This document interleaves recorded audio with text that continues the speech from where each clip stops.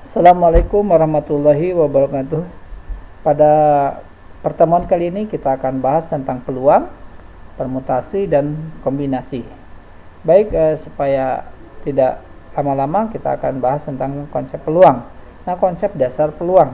Nah, konsep dasar peluang ini apa gitu ya? Nah, jadi kalau di dalam kehidupan sehari-hari ya, nah kita sering atau kita sering memprediksi ya kejadian, eh, memprediksi sebuah kejadian ya, bahkan ini sesuatu hal yang diperlukan, bahkan diminati gitu ya. Dalam berbagai bidang kehidupan ya. Nah, seperti contohnya apa, peramalan cuaca. Nah, ini diperlukan ya, jadi prediksi atau peramalan cuaca ini diperlukan. Kenapa? Karena nanti orang bisa membuat sebuah kebijakan berdasarkan prediksi ini atau ramalan cuaca. Misalkan seorang pedagang ya, misalkan ya pedagang gorengan lah gitu ya, atau pedagang bakwan ya. Ketika dia mau membuat bahan ya, bahan gorengan atau bahan bakwan ya, dia lihat prediksi, lihat peramalan cuaca. Oh, ini hari ini akan hujan. Biasanya kalau hujan penjualan menurun. Nah, berbeda kalau dengan cuaca cerah. Nah, jadi dengan berdasarkan peramalan cuaca ini, orang bisa menentukan bahan-bahan bahan baku yang digunakannya berapa ya. Kemudian bahan-bahan yang akan dijual itu banyaknya berapa, itu berdasarkan prediksi cuaca atau ramalan cuaca. Ini diperlukan dan ini memang diminati ya. Kemudian dalam penelitian ilmiah ini prediksi sangat diperlukan ya. Sekarang orang rame-rame setelah COVID-19 ini, itu bahaya berikut yang akan mengancam dunia ya, umat manusia, itu adalah climate change, perubahan cuaca. Nah, dari sana orang bisa memprediksi ya. Orang bisa memprediksi kalau dunia tidak ada perubahan ya, artinya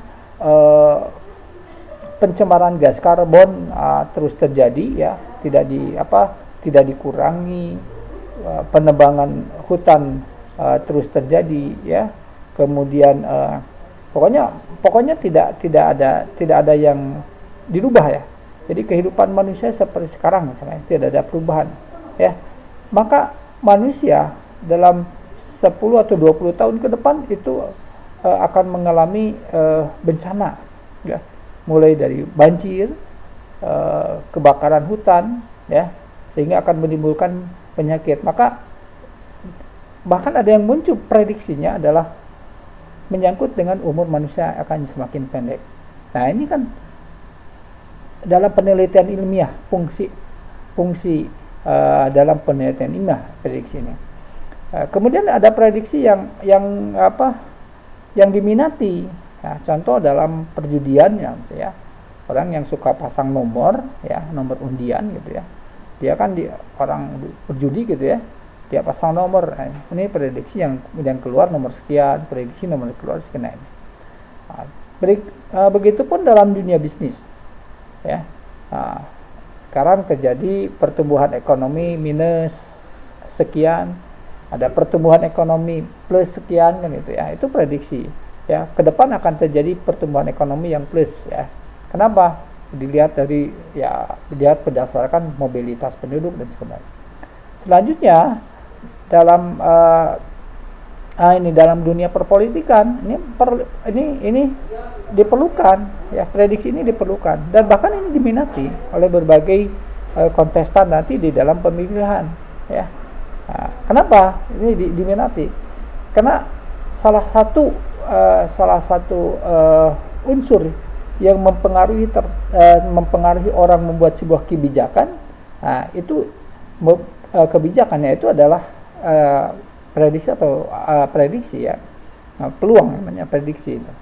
Itu salah satu unsur yang nanti mempengaruhi orang membuat sebuah kebijakan ya. Nah, apakah saya mencalonkan atau tidak ya. Nah, itu dia berdasarkan data yang ada ya. Bahkan sekarang banyak uh, para peneliti ya, para peneliti terutama dalam ilmu politik, dia sudah bisa memprediksi, dia membuat prediksi tentang perolehan suara si A. Kalau dia disandingkan dengan si B, dia akan memperoleh sekian, si B dengan si C akan memperoleh sekian, kan gitu ya. Banyak orang memprediksinya. Apalagi zaman sekarang kan gitu ya. Nah, selanjutnya dalam konsep peluang ini ada istilah ruang sampel atau ruang contoh, atau kita sebutnya lebih kenal dengan ruang sampel. Apa itu ruang sampel? Semua himpunan semua kejadian, semua hasil yang mungkin terjadi dalam sebuah percobaan. Ya, itu disebut dengan ruang sampel. Jadi kalau saya punya dadu ya, dadu itu kan permukaannya 6 dan setiap permukaan itu kan ada 1, 2, 3 dan seterusnya. Nah, angka 1, 2, 3, 4, 5 itu adalah permukaan yang mungkin terjadi ketika dadu itu dilempar. Nah, himpunan dari semua permukaan dadu yang mungkin muncul ketika dia dilempar, dilakukan percobaan pelemparan, maka ruang sampelnya itu ada 6. Contoh mata uang logam ya, kan dia permukaannya ada 2. Jadi kalau uang logam saya lempar, maka ruang sampelnya adalah angka atau gambar, karena dia permukaannya cuma 2. Ya, nah itu. Selanjutnya ada event atau kejadian. Apa itu event atau kejadian? Adalah himpunan bagian dari ruang sampel. Ya. Jadi kalau misalkan saya lempar dadu yang muncul angka 4, 4 itu adalah event, ya, sesuatu yang terjadi. Ya. Kalau misalkan ada sebuah kotak, dalam kotak itu ada bola yang warnanya merah, kuning, hijau, ya. Merah, kuning, hijau di langit yang biru, ya. Merah, kuning, hijau. Ya, kemudian saya ambil, ternyata yang terambil warna merah. Nah, merah itu ada disebut event namanya. Kejadian, ya. Oke. Ini itu selanjutnya probabilitas. Apa itu probabilitas? Nah, probabilitas itu istilah asingnya dari peluang. Jadi peluang, ya, peluang itu adalah harga perbandingan jumlah event dengan jumlah event yang mungkin terjadi, ya, terhadap jumlah keseluruhan kejadian yang mungkin terjadi dalam sebuah peristiwa. Ya, jadi kalau misalkan saya ambil dadu ya, berapakah peluang munculnya 1 kan gitu ya, maka peluangnya adalah 1 berbanding 6, karena dadu itu mata dadu 1 itu ya cuma ada 1 gitu, sementara permukaan dadu aja ada 6, jadi 1 berbanding 6. Jadi peluang itu dia disimbolkan dengan P, sementara yang lainnya misalkan peluang kejadian A itu A, ya, dan peluang kejadian seluruh kejadian itu N. Berarti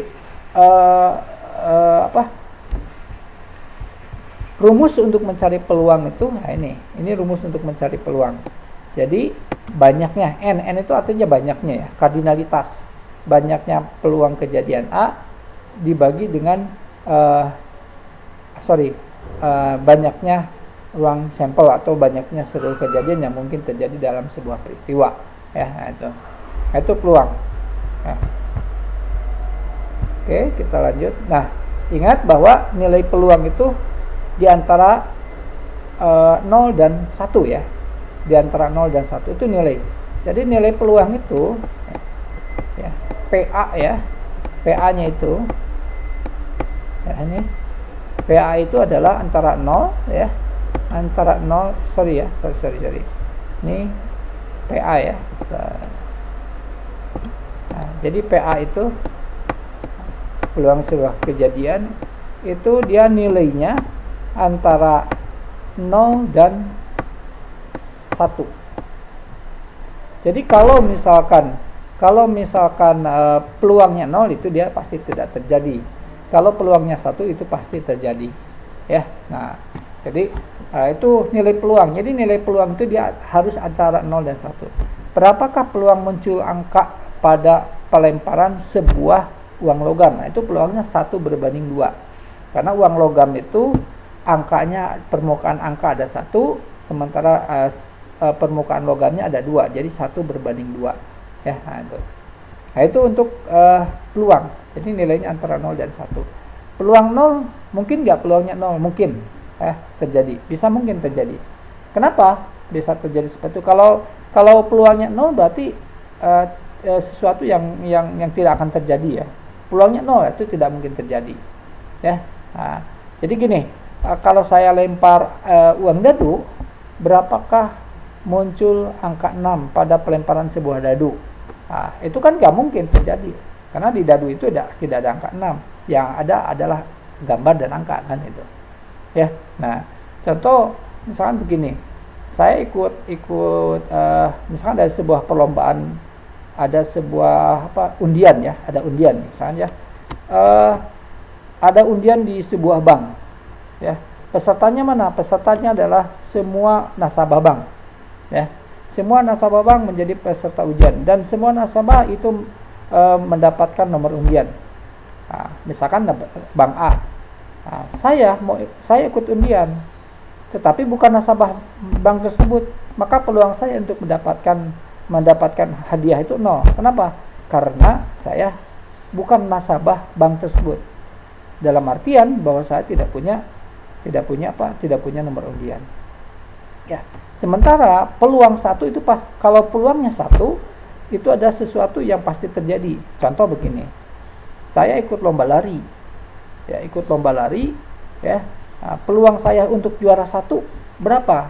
Ya, kalau pesertanya 1, saya ya pasti peluangnya adalah 1 per 1, pasti menang saya kan gitu, ya.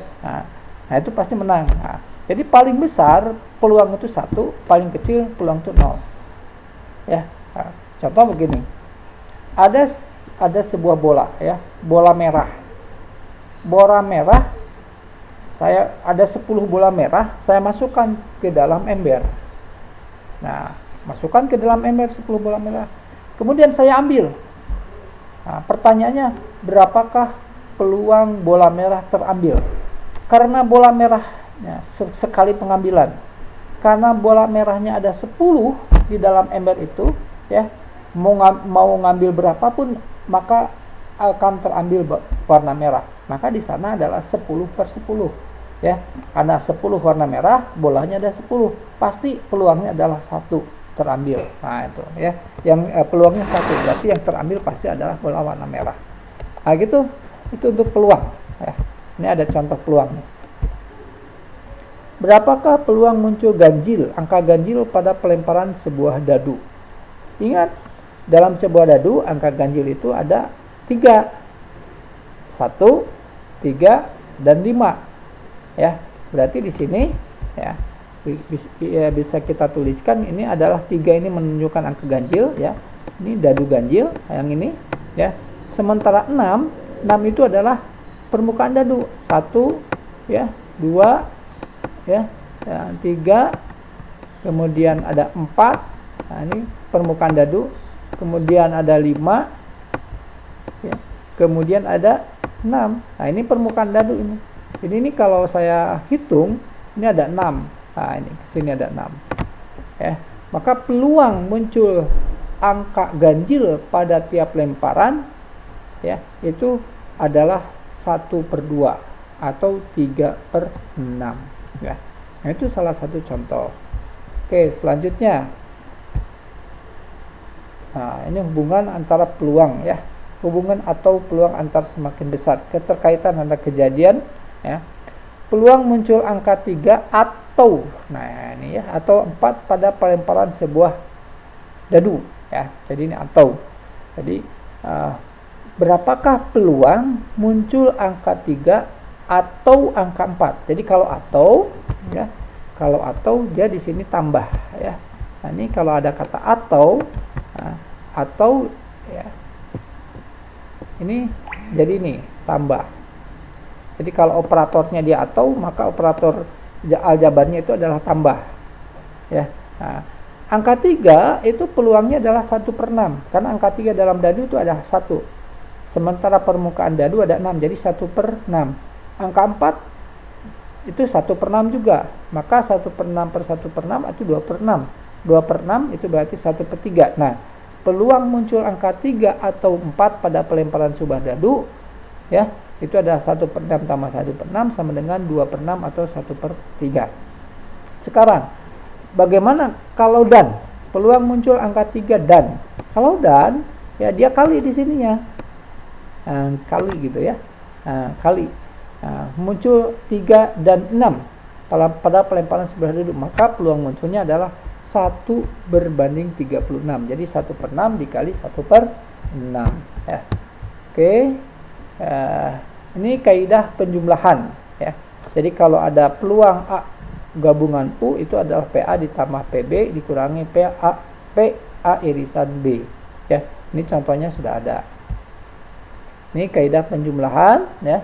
Nah, kemudian ini kaidah bila A dan A komplement, ya, sebuah kejadian yang satu merupakan komplement yang lain, maka PA ditambah PA aksen A komplement itu adalah 1. Ya. Jadi peluang itu tidak boleh lebih dari 1. Kemudian ini peluang bersyarat, ya. Ini masih peluang bersyarat, ini peluang bersyarat kejadian bebas, ya. Ini masih peluang, nanti bisa diinikan, ya, dipelajari. Ini kaidah penggandaan, ya. Kaidah penggandaan. Ini kaidah Bayes, ya. Contohnya sudah ada kaidah Bayes juga, saudara. Selanjutnya, ini saya mau langsung permutasi, nanti itu silakan, ya, di Google Classroom sudah diberikan. Permutasi adalah suatu susunan yang dibentuk oleh seluruh atau sebagian dari sekumpulan benda. Jadi permutasi itu urutan, ya, urutan benda, ya, atau urutan objek dengan memperhatikan urutan, ya. Jadi A, B, ya. Ini saya ambil contoh, ya, misalnya gini. Nah, ini saya punya hurufnya A, ya, kemudian B, kemudian C. Nah, ada berapa permutasi itu susunan yang dibentuk? Ada berapa susunan? 2 huruf dari ini misalkan, ya, dari ABC. Berarti di sini kalau dia ada 2 huruf, yang kemungkinan susunannya adalah AB, kemudian AC, ya, kemudian AC, kemudian BC, ya, BC, apa lagi, ya, CB, ya, CB, apa lagi. Nah, jadi ada 4, ya, ada 4. Nah, di BA, ya, ada lagi BA, ya, BA dengan ya, BA, kemudian CA, ya, CA. Nah, kemudian apalagi CB, ya, CB. Jadi di dalam permutasi itu antara AB dan BA itu dibedakan, ya, karena dia susunannya beda. Yang satu susunannya AB, A-nya pertama, B kedua. Yang satu susunannya BA, B-nya pertama, A-nya kedua. Nah, itu dalam permutasi itu beda. Karena di sini permutasi itu adalah urutan unsur-unsur dengan memperhatikan, ya, dengan memperhatikan ini, dengan memperhatikan urutannya. Jadi urutannya diperhatikan. Jadi AB itu beda dengan BA, maka dalam permutasi itu. Nah, ini untuk menghitung permutasi, ya. Nah, misalkan tadi saya punya 2 huruf, mau disusun, ada berapa susunan 2 huruf dari 3 huruf yang tersedia. Hurufnya tadi ABC, saya mau susun 2 huruf. Nah, yang jadi permasalahan itu adalah ada berapa susunan. Ya kan tadi AB, BC, BA, CB kan gitu susunannya. Nah, berarti di sini saya tuliskan, ya. Di sini hurufnya ada 3, yang disusunnya ada 2 kan gitu. Jadi di sini dituliskan 3 faktorial, ya, 3 faktorial di sini ditulisnya dibagi 3 dikurangi 2 faktorial, ya. 2 faktorial di sini. Sehingga di sini 3 faktorial itu apa artinya? 3, ya, kali, ya, kali 2 kali 1, ya. Sementara ini kan sisanya tinggal 1 faktorial, ini 1. Ini nanti dicoret, ini dicoret. Jadi ada berapa susunannya? Susunannya itu ada 6. Ya. Jadi yang 6 itu apa? AB, AC, BC, terus BA, BC, CA. Itu ada 6 susunan, ya. Nah, itu. Itu untuk permutasi ya. Nanti permutasi itu banyak macam-macamnya. Ada permutasi siklis ya. Nah, ini permutasi n unsur dari n unsur. Jadi kalau saya punya, ini artinya apa? N unsur dari n unsur itu kalau saya punya 3 huruf tadi ABC, nah ada berapa susunan? Apabila tiga-tiganya disusun ya. Nah, berarti susunannya ABC, kemudian ACB, kemudian BCA, kemudian CAB, CBA dan gitu. Ya. Nah, itu. Nah, ini cara menghitungnya adalah jadi 4. Kalau misalkan bendanya ada 4 ya 4 faktorial. Kalau 3 tadi 3 faktorial. Berarti 3 kali 2 kali 1 jadi ada 6 ya. Nah, ini. Nah, ini permutasi banyaknya n unsur dari n unsur yang ini permutasi lingkaran ya, dalam sebuah lingkaran. Jadi dia ada berapa susunan. Ini permutasi lingkaran. Kemudian ada ini, kalau ini dia permutasi siklis ya. Nah, ada siklis lingkaran atau siklis. Nah, selanjutnya kombinasi. Apa itu kombinasi? Kombinasi itu adalah urutan ya, atau susunan n unsur dari n unsur yang tersedia dengan tidak memperhatikan urutan. Kalau tadi di permutasi, urutan diperhatikan, AB dengan BA beda, karena urutannya beda. Tetapi di dalam kombinasi, AB dengan BA sama, karena dia terdiri dari unsur yang sama, yaitu unsur A dan unsur B, gitu kan. Itu bedanya kombinasi dengan permutasi. Jadi, kalau saya punya ini ya, misalnya begini, saya mau cat ya, cat itu ya, ada cat kan? Nah, kalau saya cat itu ada 3 warna, saya campur gitu ya. Saya pertama masukkan warna putih dulu, kemudian saya masukkan warna merah, terakhir saya masukkan warna hijau. Ya. Nah, hasilnya itu akan sama dengan saya memasukkan warna hijau dulu, kemudian warna putih, baru warna merah. Nah, itulah disebut dengan kenapa ada kombinasi warna. Kombinasi warna cat. Nah, karena ya, mau mana dulu yang dicampurkan itu hasilnya akan sama itu. Ya, mau merah dulu atau mau putih dulu atau mau hijau dulu, nanti itu hasilnya akan sama. Nah, itulah kombinasi. Jadi di dalam kombinasi itu urutan tidak diperhatikan. Mau AB, mau A dengan B atau B dengan A, ya itu sama-sama saja bahwa itu adalah unsur yang sama gitu ya.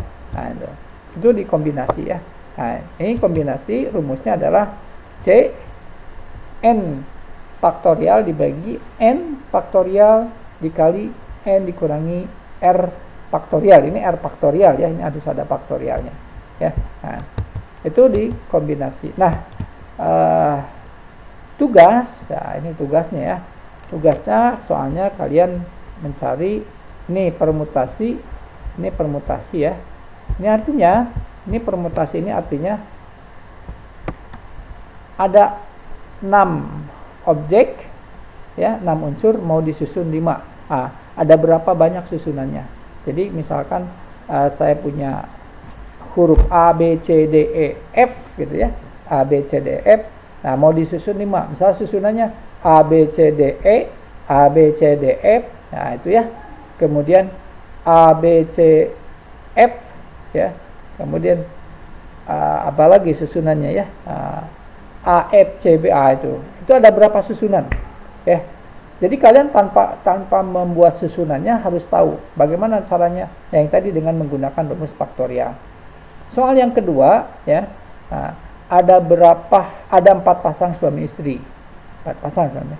Maka ada berapa cara yang dapat dilakukan agar dapat dibentuk kelompok yang terdiri atas 3 orang. Ya. Jadi kalau ada 4 pasang suami istri berarti di sana ada 8 orang. Lalu berapa cara yang dapat dilakukan agar dapat dibentuk kelompok yang terdiri dari 3 orang. Jadi yang 3 orang itu bisa perempuan atau istri-istri semua ya, atau laki-laki semua, atau satu laki-laki atau satu suami 2 istri, atau 2 istri 1 suami, atau satu istri 2 suami kan gitu. Ya. Nah, pertanyaan berikutnya adalah ada berapa yang dibentuk ya terdiri dari 3 orang dengan 2 laki-laki dan 1 orang perempuan. Nanti kan dikasih coding di sana ya. Si laki-lakinya adalah LK1, LK2, LK3.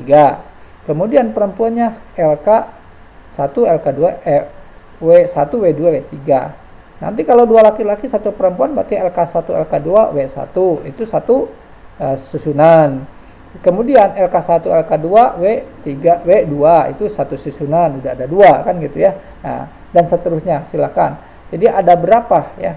Ada berapa cara yang dapat dilakukan? Artinya ada berapa pasangan yang bisa dibentuk dari 4 pasang suami istri ya, yang dibentuk ada berapa kelompok nantinya ya yang bisa dibentuk dengan 3 yang tiap kelompok ada 3 orang ya. Itu pertanyaan satu. Yang kedua pertanyaannya itu adalah ada berapa kelompok yang dapat dibentuk 3 orang ya, yang satu yang dengan syarat 2 laki-laki 1 perempuan.